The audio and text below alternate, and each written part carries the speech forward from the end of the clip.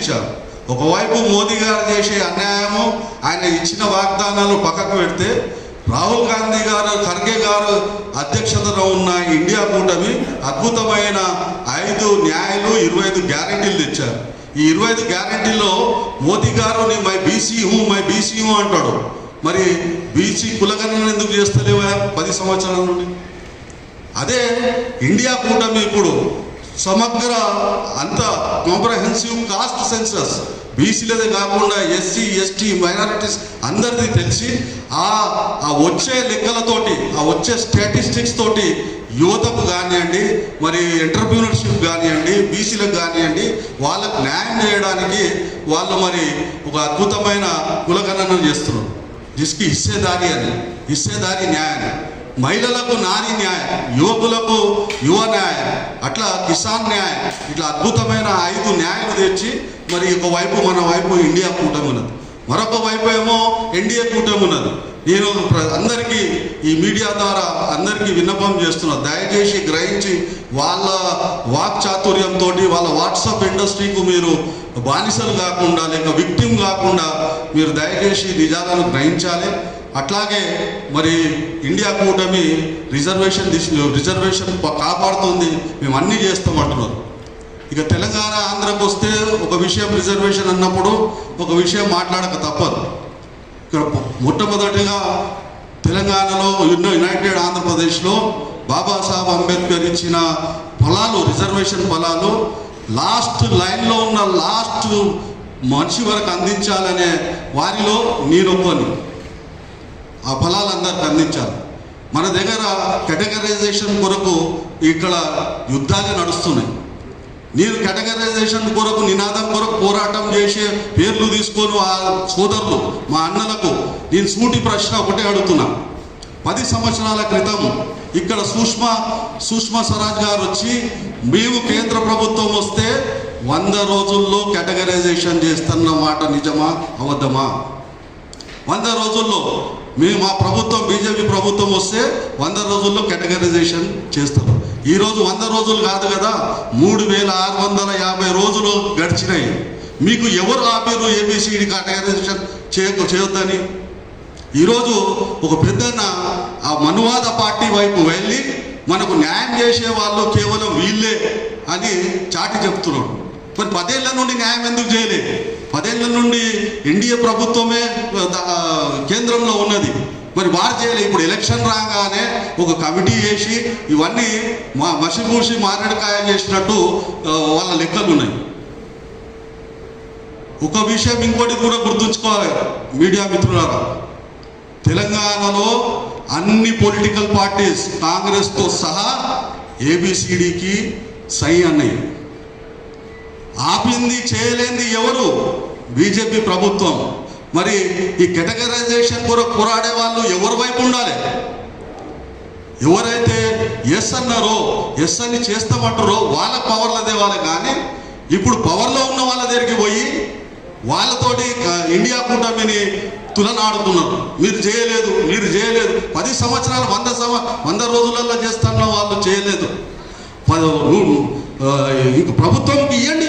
కాంగ్రెస్ స్వయాన ఒక క్యాబినెట్, రేవంత్ రెడ్డి గారు ఒక క్యాబినెట్ మినిస్టర్ దామోదర్ రాజనరసింహ గారికి పూర్తి సమాచారం ఇచ్చి మేము కేటగరైజేషన్కు ఓకే అని సుప్రీంకోర్టుకు పంపించినది నిజమా కాదా? మరి కాంగ్రెస్ ఎందుకు వ్యతిరేకంగా మీరు తయారు చేస్తున్నారు? రాజ్యాంగం మార్చేస్తామని ఒకరు, మేము రిజర్వేషన్లు ఎత్తేస్తామని మరొకరు, ఇట్లా ఇప్పటివరకు ఎవరు మేము రిజర్వేషన్ ఇస్తాము, రాజ్యాంగాన్ని అమలు పరుస్తామని చెప్పిన దాఖలాలు ఉన్నాయి. కానీ ఇది మొట్టమొదటిసారి భారతదేశంలో రాజ్యాంగాన్ని మార్చేస్తాము, రిజర్వేషన్లు తీసేస్తామని బహిరంగంగా చెప్తున్నారు. ఏదో చిన్న క్లోజ్ డోర్లో కాదు, బహిరంగంగా బీజేపీ ఎన్డీఏ వాళ్ళు బహిరంగంగా చెప్తున్నారు. అందుకొరకే మేము కన్ఫెడరేషన్ మన బాధ్యతగా అన్ని పార్లమెంట్ సెక్షన్లో, దేశంలో ఉన్న అన్ని పార్లమెంట్ సెక్షన్లో సమాఖ్య ఈ ప్రచారం చేస్తున్నది. ఈరోజు మరి మోదీ గారు, వారు బీజేపీ 10 సంవత్సరాలైంది, వారు ముందుగా ఏదైతే వాగ్దానాలు చేశారో ఒక్క వాగ్దానం కూడా వారు నెరవేర్చలేదు. ఉదాహరణకు నేను ప్రతి సంవత్సరము 2 కోట్ల ఉద్యోగాలు ఇస్తారన్నారు. అంటే ఈరోజు 10 సంవత్సరాలైంది, దాదాపు 20 కోట్ల ఉద్యోగాలు వారు ఇవ్వాల్సి ఉండే. కానీ వాస్తవానికి చూస్తే 80,000 ఉద్యోగాలు మాత్రమే వారు ఇప్పటి వరకు సెంట్రల్ గవర్నమెంట్లో 80,000 ఉద్యోగాలు మాత్రమే ఇచ్చారు. ముఖ్యంగా దయచేసి మీడియా మిత్రులకు గమనించాల్సిన విషయం ఏమిటంటే 40 లక్షల ఉద్యోగాలు, దయచేసి 40 లక్షల ఉద్యోగాలు బ్యాక్లాగ్ ఉద్యోగాలు ఉన్నాయి. ఈయన చేపట్టినప్పటి నుండి ఇప్పటి వరకు 40 లక్షల కేంద్ర ప్రభుత్వ ఉద్యోగాలు ఉన్నాయి. అవి నింపకుండా, అవి ఇప్పటి వరకు ఫిలప్ చేయకుండా కేవలం 80,000 ఉద్యోగాలు ఫిలప్ చేశారు. అంటే దాదాపు ఉన్న ఉద్యోగాలు దాదాపు 39,20,000 ఉద్యోగాలు యాజ్ ఆన్ డేట్ బ్యాక్లాగ్ వేకెన్సీలు కేంద్ర ప్రభుత్వంలో ఉన్నాయి. ఒకవేళ ఆ 40,000 ఉద్యోగాలు 40 లక్షల ఉద్యోగాలు మాత్రమే వీళ్ళు నింపి ఉంటే, ఫిలప్ చేసి ఉంటే, ఈరోజు ప్రతి గ్రామంలో ఒక్క భారతదేశంలో 6,64,369 గ్రామాలు ఉన్నాయి. గ్రామానికి 6 ఉద్యోగాలు ఈజీగా ఇవ్వచ్చు. కానీ ఆ ఉద్యోగాలు బ్యాక్లాగ్ ఉద్యోగాలు ఒక్కటి కూడా ఫిలప్ చేయక పక్కకు ఒకవైపు అయితే ఆయన వాగ్దానం చేసిన 20 కోట్ల ఉద్యోగాలు కూడా ఆయన ఇవ్వలేకపోయింది. పవిత్రమైనది, చాలా పవర్ఫుల్ వెపన్. ఎవరి దగ్గర అయితే ఈ వెపన్ ఉంటుందో వాళ్ళు ఉపయోగించుకునే దాన్ని బట్టి ఉంటుందని కూడా ఆయన చెప్పడం జరిగింది. కాబట్టి కొంతకాలం ఈ రాజ్యాంగాన్ని ఇండైరెక్ట్గా ఎస్సీ, ఎస్టీ, బీసీ మైనారిటీలకు, ముఖ్యంగా మహిళలకు అన్యాయం చేసేటట్లు చేశారు పరిపాలన. అదొకటి. ఇంకొకటి, నేను షెడ్యూల్ ట్రైబ్స్ సంబంధించిన ఒక ఎల్డర్ను కాబట్టి నేను మా విషయాలు కొన్ని చెప్పదలుచుకున్నాను ఈ సందర్భంగా.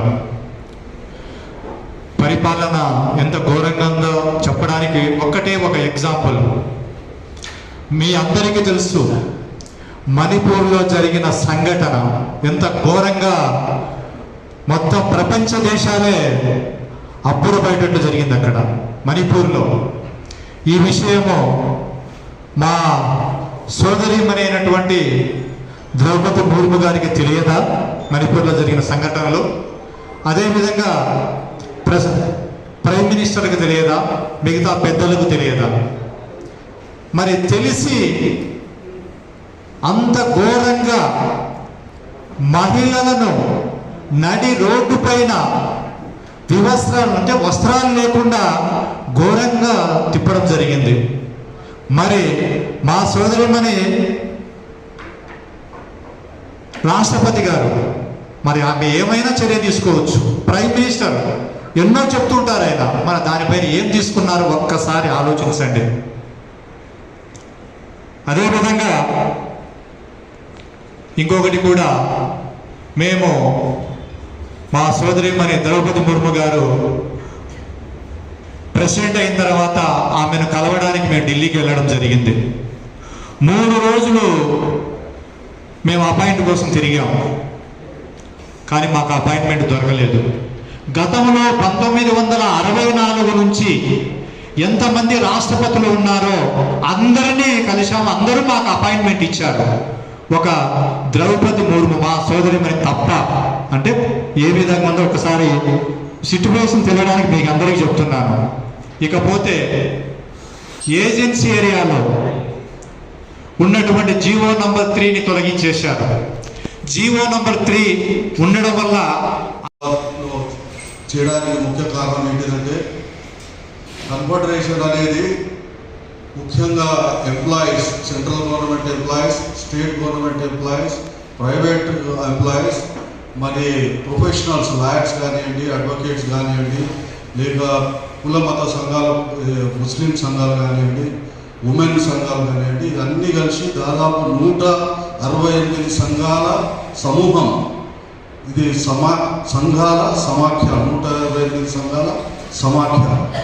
మేము ఈ పార్లమెంట్ ఎలక్షన్ దృష్ట్యా మేము 42 టీంలుగా తయారై తెలంగాణ ఆంధ్రప్రదేశ్లో 42 ఎంపీ స్థానాల్లో మేము పోయి ప్రచారం చేస్తున్నాం. అదే క్రమంలో ఈరోజు సికింద్రాబాద్ పార్లమెంటు ఆధ్వర్యంలో ఉన్న ఈ ప్రెస్ క్లబ్లో వచ్చాము. ఇక్కడ కూడా మేము మా విన్నపము పెట్టడానికి మీ అందరికీ పత్రికా విలేకరులకు సమావేశం చేస్తున్నాం. కానీ అలాంటి దానిని తీసేశారు. ఎంత అదేవిధంగా ఏజెన్సీల పీసా చట్టం సరిగా అమలుపరచడం లేదు.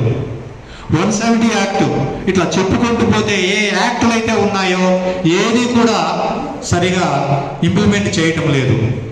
మరి ఏవైతే షెడ్యూల్ ట్రైబ్స్ ఏరియాస్ ఉన్నాయో అవి డైరెక్ట్గా గవర్నర్ కింద ప్రెసిడెంట్ కింద వస్తాయి. వాళ్ళని డైరెక్ట్గా పరిపాలిస్తారు. మరి ఇప్పుడు ఉన్న ప్రభుత్వం ఎంతవరకు వీటిని ఇంప్లిమెంట్ చేస్తుందంటే మాకు 0%. మీరు చూసింటారు టీవీలలో, పేపర్లలో ఒక మా సోదరిమని ప్రెగ్నెంట్ లేడీని పెయిన్స్ వస్తే కనీసం హాస్పిటల్లో చేర్చడానికి హాస్పిటల్స్ కూడా లేవు. డోలీ సిస్టమ్ ఇప్పుడు ఇంప్లిమెంట్ చేస్తున్నారు. డోలీ సిస్టమ్ అంటే ఆ యొక్క ఏజెన్సీ ఏరియాలో ఉన్న మరి అలాంటి మహిళలు ఎందుకు ముందుకు రావడం లేదు? కాబట్టి దయచేసి అలాంటి ఆ మహిళలు కూడా వచ్చి ఈ యొక్క సేవ్ కాన్స్టిట్యూషన్, సేవ్ డెమోక్రసీని గురించి నినాదించి దీన్ని రక్షించుకోవాల్సిందిగా కోరుకుంటూ, అదేవిధంగా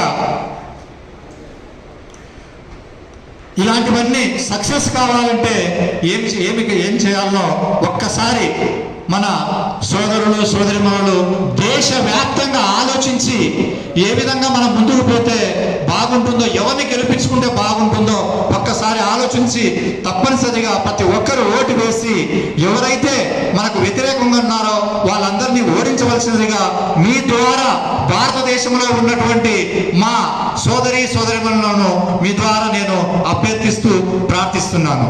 థ్యాంక్ యూ అన్నారు.